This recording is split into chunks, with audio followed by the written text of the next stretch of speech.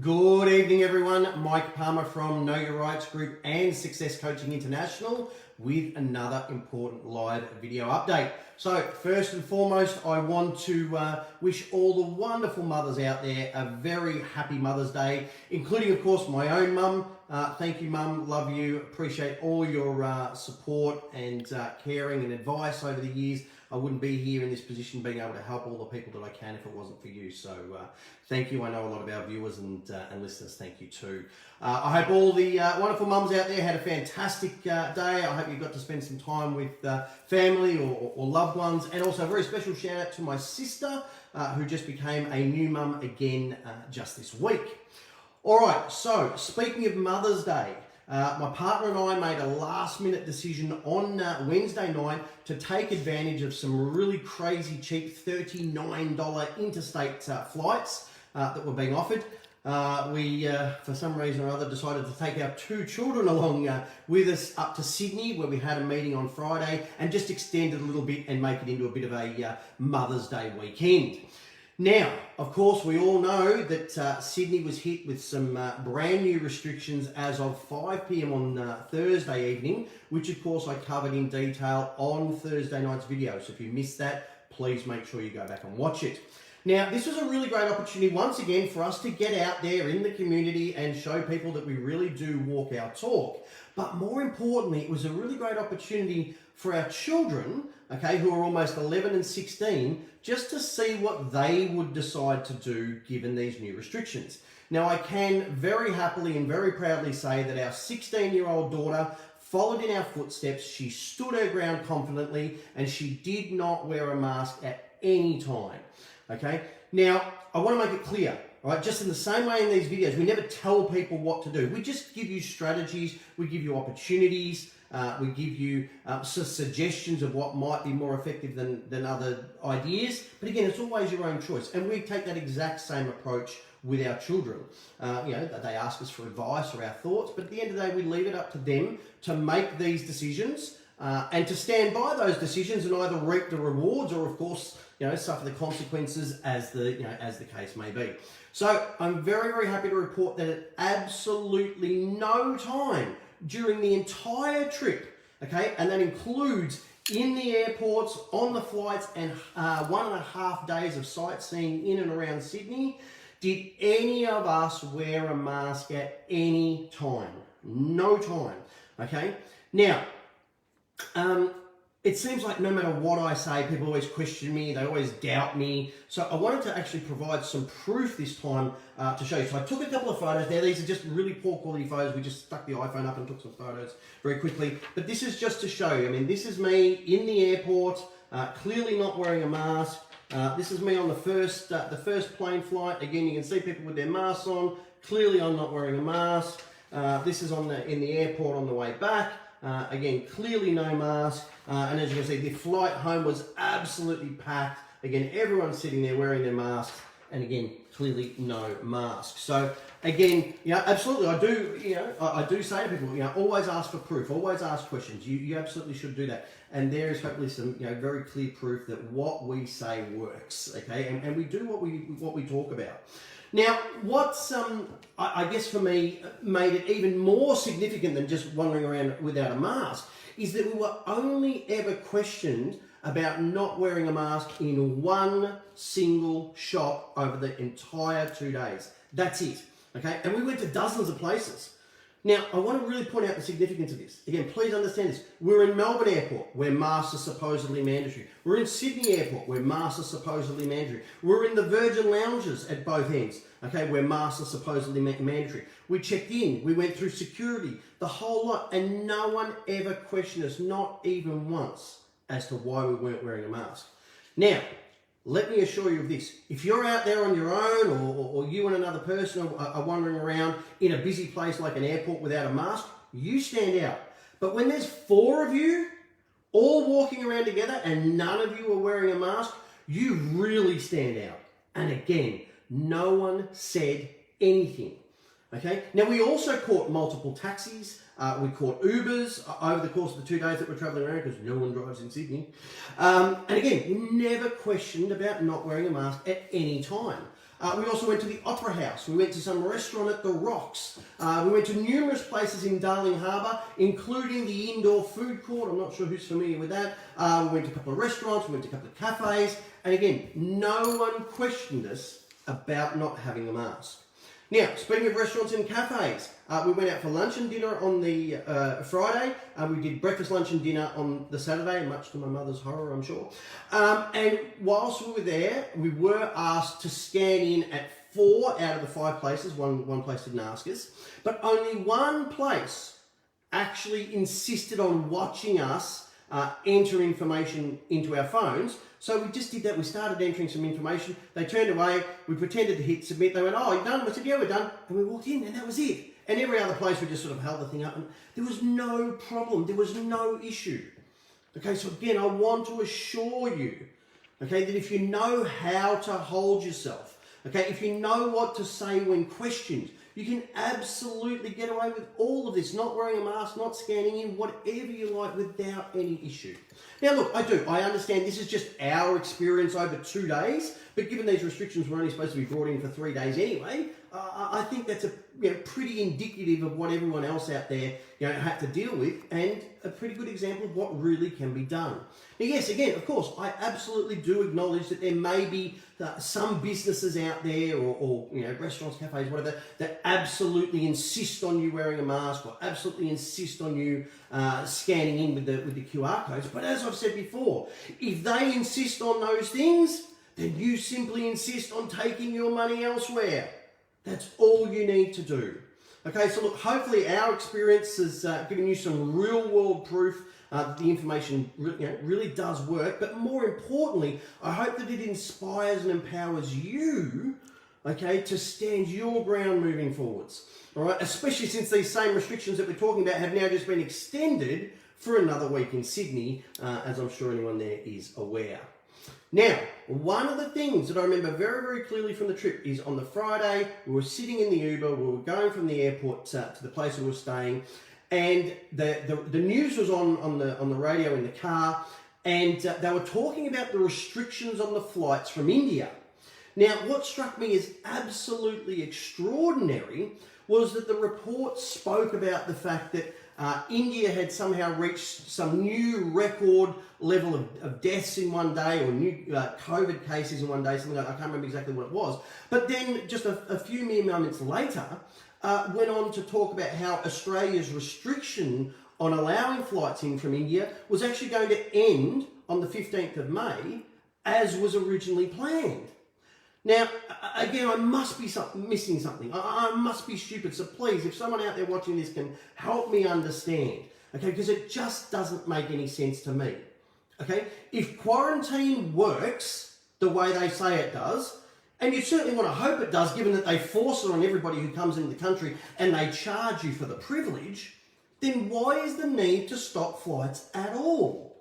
Okay, but if hotel quarantine doesn't work, and there is some real genuine threat in accepting flights from India, which again, one would assume there has to be for the government to have any real valid reason from stopping Australians from returning to their home country, as they are allowed to do pursuant to Article 12 on the International Covenant on Political Rights, then why on earth would they be lifting those restrictions, given that the numbers that they seem to be relying on to impose the restrictions are actually going up, they're actually getting worse. Each day India seems to keep hitting new targets of worse deaths or worse cases. So why would they be talking about, eliminating those restrictions on the 15th of May all of a sudden? Okay, it just doesn't add up. Either there's a real valid crisis in India, in which case they shouldn't even be considering allowing flights in until those numbers have significantly reduced, or there's no real crisis. There never has been any justification to stop those flights in the first place. And now, of course, that an Australian has been discovered to have died in India, okay, the government's panicking. Now they realise they've got blood on their hands because they're facing some massive, massive lawsuits. Now, again, if anyone can correlate or justify these two clearly opposing ideas for me, please let me know, because the only conclusion that I can come to, given these facts, is that once again, it's all completely arbitrary and therefore, of course, it's completely void. Now, if my conclusion is correct, and I'm not saying it is, okay, but if my conclusion is correct, then it begs the question, why? Okay, why would the powers that be continue this blatant and obvious arbitrary application of rules and directives, if of course that's what's happening? And I'm not saying it is. Well, I came across an article that might help answer that. So this is from Sky News. You can see it there, and it says, "Don't underestimate the number of people with a vested interest in COVID-19's longevity. We should not underestimate the number of people who have a vested interest in keeping the madness of COVID-19 going for as long as possible," says UNSW economics professor Gigi Foster. "There are so many entrenched interests now," she told Sky News host Chris Kenny.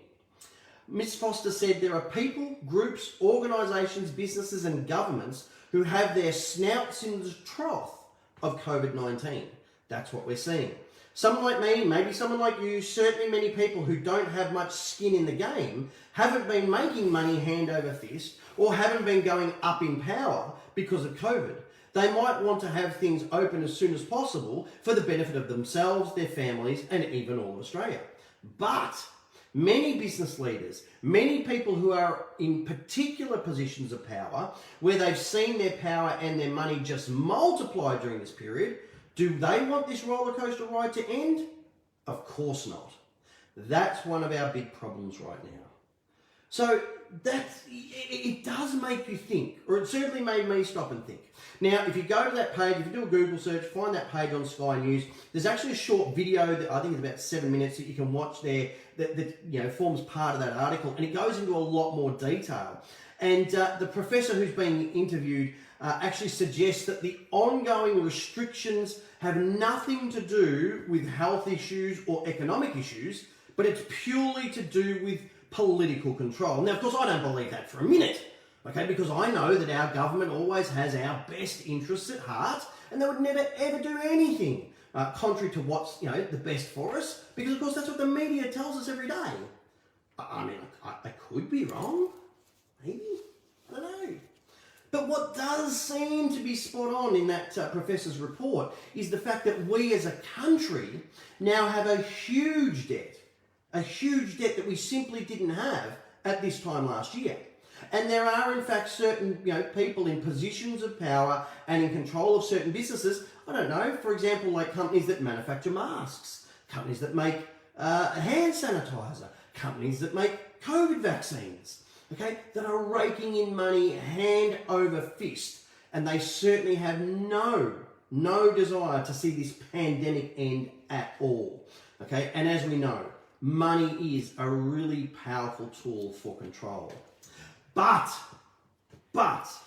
it does seem like the cracks are starting to appear, because the powers that be keep hanging their hats on this COVID vaccine or COVID medical experiment, as everyone keeps pulling me up on, whatever you want to call it, okay? And besides the growing number of adverse reactions that we keep hearing about, there is of course the additional fact that right here in Australia, at least this year, there have been more deaths attributed to the COVID vaccine than have been attributed to COVID itself. Well, now the mainstream narrative has taken an even harder hit, because it seems as though people who've been fully vaccinated are now actually testing positive for COVID-19 right here in Australia. Now, as always, I want to make sure I've got all the information 100% correct for all of those wonderful fact checkers out there.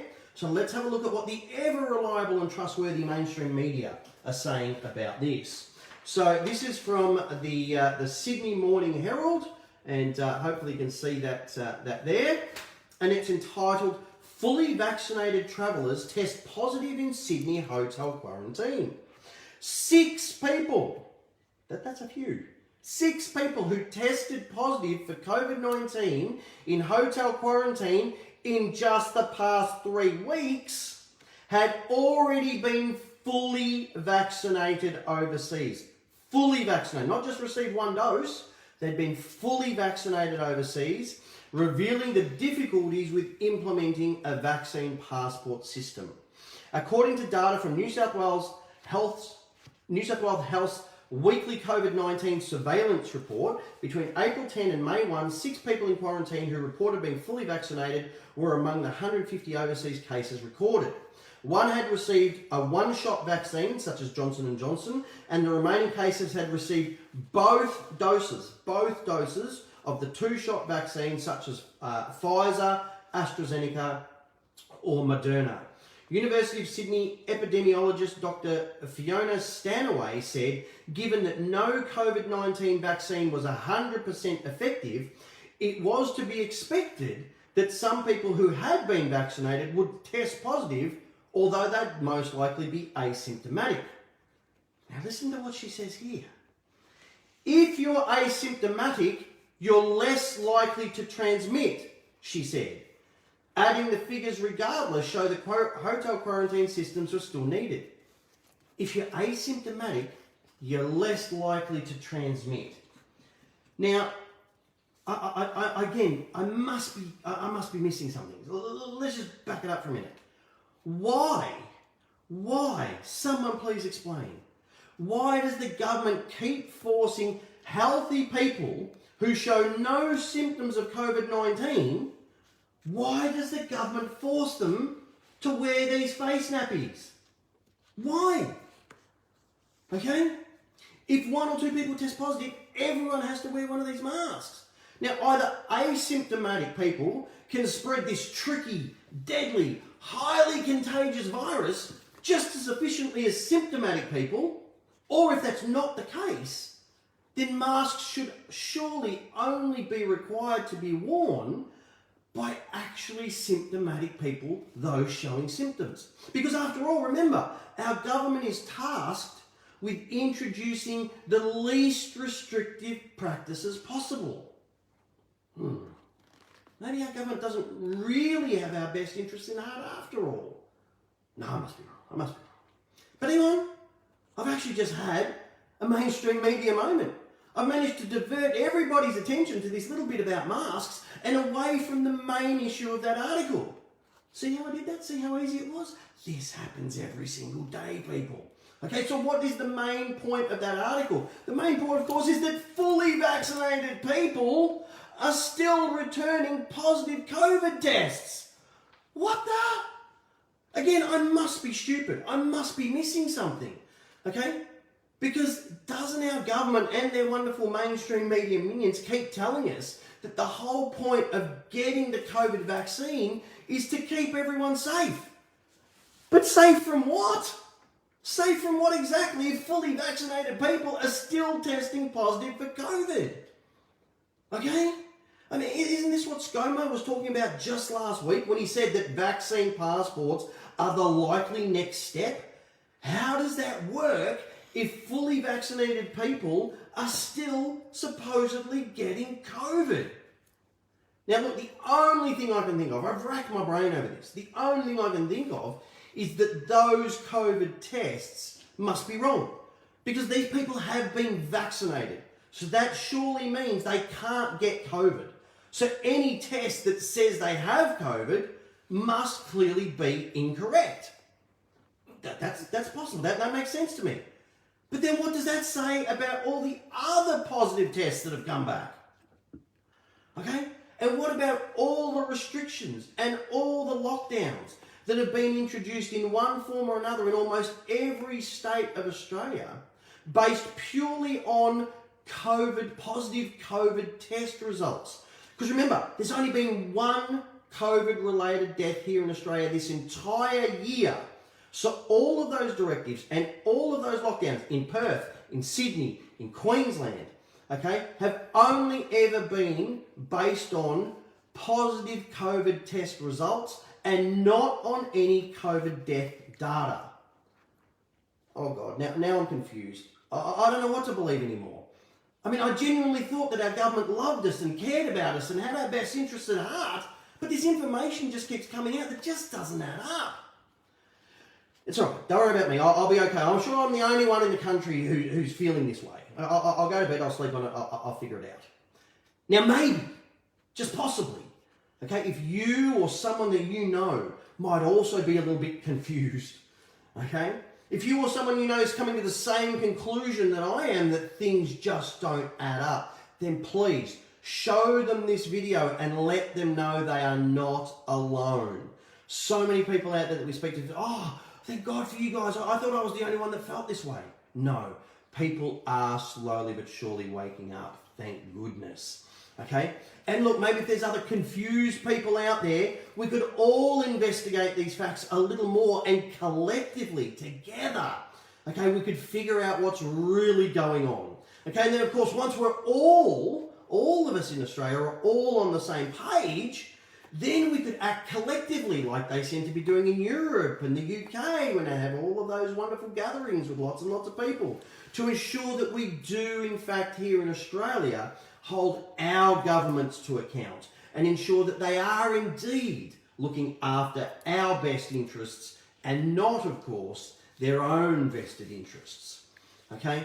And look, if there's anyone out there who's already decided that they have figured out what's going on, if they realise things don't add up, and they want to know exactly what they need to do to hold our governments accountable on a wide range of topics using tried, tested and proven strategies, okay, then please make sure you grab a copy of our Know Your Rights book, the essential step-by-step manual for understanding and exercising your rights. If you want to hold the government accountable in relation to fines, make sure you grab the Aussie Speeding Fines book. And if you want to hold the banks accountable in relation to the fraud that they commit, or you want to know how to discharge any unsecured loans, please grab that Bank Secrets Revealed book. So I'm going to leave it there for tonight. As always, I urge you all, please make use, okay, of all of the various resources that we have. The live video updates, the radio show podcast, the books, the CDs, and please get informed, get fired up, and get proactive. We really need people out there taking action. And of course, the best way to do that is through all of the completely free information that's available on our websites. You'll find the links there. And of course, through those books that I just showed you just before, you can get them all individually via the links, or you can get them all as part of our combo pack, which does include that free bonus tote bag as well. Everyone likes a freebie, so you can get those thrown in for free, get them at a discounted price, only $1 postage, all the rest of it. So I look forward to speaking to you all again on Tuesday night. Now, please remember, very important, our radio show on Tuesday night, we go into a lot more detail about a lot more of the controversial topics that we can't cover on these live video updates. Okay, now especially we're going to be talking about this shedding phenomenon, okay, where vaccinated people are now affecting non-vaccinated people. We're also going to be discussing the fact that there's now been talk among some airlines that they're not going to allow vaccinated people to fly because of the danger that they pose to others. Yeah, very interesting development. Now, this could, of course, be quite confusing, because if the government's saying you can't travel and you can't fly if you haven't been vaccinated, but the airlines are saying you can't come on our planes if you have been vaccinated, this could cause quite the conundrum. So we're going to be discussing that, plus much, much more on Tuesday night's show. So please be sure to tune in at 8 o'clock. Just go to knowyourrightsgroup.com.au/radio-show. I'm going to leave it there. I look forward to speaking to you all on Tuesday evening. Thanks.